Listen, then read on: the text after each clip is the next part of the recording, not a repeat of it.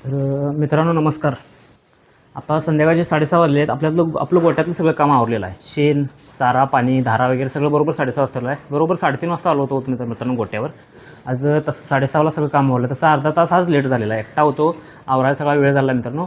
तर मित्रांनो हा व्यवसाय करताना या व्यवसायात कोणाची तरी मदत असणे, कोणाची तरी साथ असणे खूप गरजेचं आहे मित्रांनो. कारण एकटा हा गोठा व्यवसाय हँडल करणं तितकं सोपं नाही मित्रांनो. हा ठीक आहे 2-3 जनावर असतील तर तो स्वतः हँडल करू शकतो.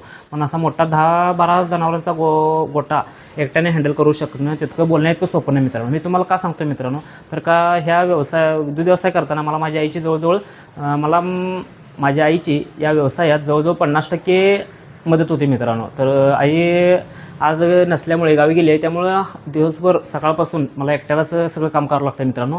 तर हा कसा मित्रांनो, दूध व्यवसाय करताना कोणाची तरी साथ असणं, कोणाची तरी मदत असणं एक चांगला आहे मित्रांनो. कारण एकट्याचं खूप हाल होतात मित्रांनो ह्या व्यवसायात.